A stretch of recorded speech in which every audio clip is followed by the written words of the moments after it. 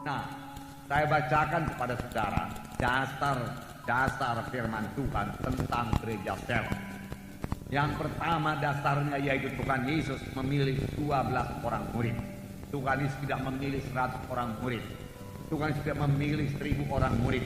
Walaupun yang mengikuti dia ada kalanya sampai 5.000 orang lebih, bahkan sampai 20.000.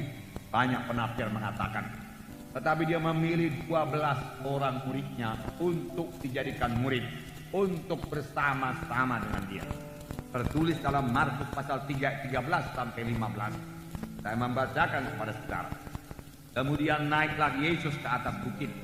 Dia memanggil orang-orang yang dikehendakinya, dan mereka pun datang kepadanya. Ia menetapkan 12 orang untuk diutusnya memberitakan Injil dan diberinya kuasa untuk mengusir setan. Puji Tuhan. Tuhan naik ke atas bukit. Ia memanggil orang-orang yang dikehendakinya. Ia menetapkan 12 orang, bukan pula 20 orang, 12 orang. Itulah dia kehendak Tuhan Yesus memuridkan 12 orang. Kalau kita dalam hidup kita ini saja pun sanggup memberikan 12 orang, sehingga mereka semua mengerjakan pekerjaan Tuhan sama seperti murid-murid Yesus, saudara sudah berhasil. Tetapi firman Tuhan berkata, pekerjaan-pekerjaan yang kerjakan akan kamu kerjakan. Bahkan pekerjaan yang lebih besar daripada ini akan kamu kerjakan, sebab aku pergi kepada Bapa. Tapi biarlah kita genapi dahulu 12 orang murid, barulah kita naik lebih banyak lagi. Amin, saudara.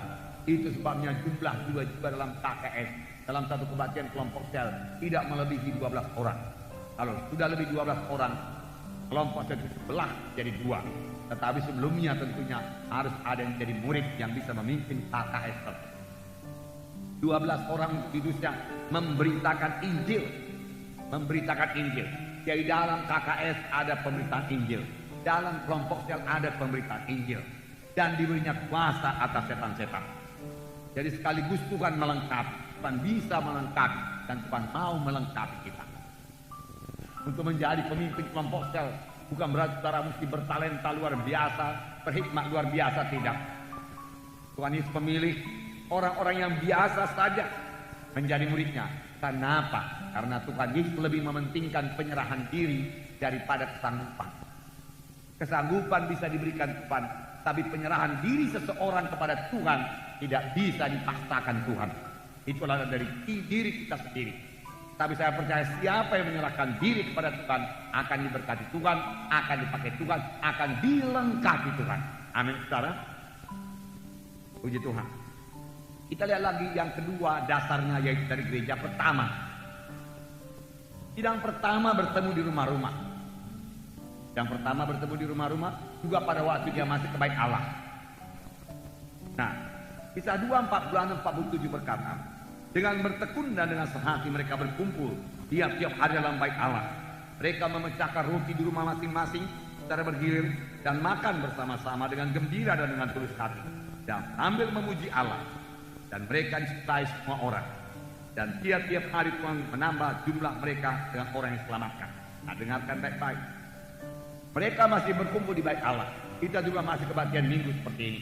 Ada kebaktian pemuda-pemudi, ada kebaktian kaum bapak, kaum ibu, dan lain seterusnya, ada 2 sapaan. Tetapi di samping itu mereka juga bertemu di rumah-rumah. Apakah mereka perbuat di rumah-rumah? Ini dikatakan mereka bersama-sama makan dengan gembira. Dengan gembira. Amin, saudara. Dalam KKS harus ada kegembiraan. Harus ada gembira dalam KKS. Kemudian dengan tulus hati sambil memuji Allah. Jadi dalam KKS ada pujian pada Tuhan, ada persekutuan dengan Tuhan, ada kegembiraan, ada sukacita dalam KKS, ada persekutuan satu sama lain dalam KKS. Saudara, itu bukan persekutuan doa, itu bukan hanya penelahan Alkitab, bukan. Itu lebih daripada hal-hal tersebut. Itu adalah persaudaraan, keluarga Allah. Amin, saudara. Kisah 20 ayat 20 saya bacakan. Sungguh pun demikian, aku tidak pernah melalaikan apa yang berguna bagi kamu. Ini Paulus berkata, aku tidak melalaikan apa yang berguna bagi kamu. Aku ajarkan semua Semua kuberitakan dan kuajarkan kepada kamu, baik di muka umum maupun dalam perkumpulan di rumah kamu. Dalam perkumpulan di rumah kamu. Jadi sudah cukup banyak ayat saudara menerangkan bahwasanya mereka bertemu di rumah-rumah. Di rumah-rumah. Puji Tuhan. Gereja ini juga dimulai dalam pertemuan di rumah. Saudara. Kemudian berkembang menjadi pertemuan besar di gereja, tetapi kemudian kembali lagi ke rumah-rumah untuk kebaktian kelompok sel. Roma 16 ayat 3 dan 5 berkata, sampaikan salam kepada Priska dan Aquila, teman-teman sekerjaku dalam Kristus Yesus. Salam juga kepada jemaat di rumah mereka. Jadi ada jemaat di rumah Aquila dan Priscilla. Ada jemaat, puji Tuhan, tidak heran Aquila dan Priscilla diberkati Tuhan, karena mereka menampung sidang Tuhan di rumahnya. Lalu dalam rumah itu hadir Roh Kudus, hadir kuasa Tuhan, sama sebagaimana rumah Obed-Edom diberkati dalam segala perkara karena dia menampung bait Allah di situ. Yang ketiga, mengapa perlu KKS ini? Ya, tidak seorang pun mempunyai seluruh karunia-karunia Tuhan. Tuhan mau memberikan karunia-Nya supaya saudara minta, supaya saudara merindu. Saudara bayarlah harganya dengan banyak berdoa, banyak berdoa, banyak berdoa, banyak berdoa. Rindu untuk melayani jiwa-jiwa, rindu untuk memberkati sidang Tuhan. Karena karunia Roh Kudus hanya diberikan untuk mengerti sidang Tuhan, untuk kepentingan bersama, firman Tuhan berkata. Tuhan tidak memberikan karunia-karunia Roh Kudusnya kepada jiwa-jiwa yang tidak bersekutu dengan Tuhan, yang kurang peka kepada Tuhan. Sebab dalam menjalankan karunia-karunia Roh Kudus kita harus mendengar suara Tuhan. Untuk itu perlu persekutuan dengan Tuhan, perlu persekutuan yang dicapai dengan doa kepada Tuhan, doa kepada Tuhan. Tetapi tidak ada seorang pun punya 9 karunia. Hanya Tuhan Yesus yang punya seluruh karunia-karunia Roh Kudus. Kepada seorang dikaruniakan karunia menyembuhkan, yang lain karunia nubuat, yang lain karunia mengartikan makna nubuat, karunia hikmat, dan seterusnya.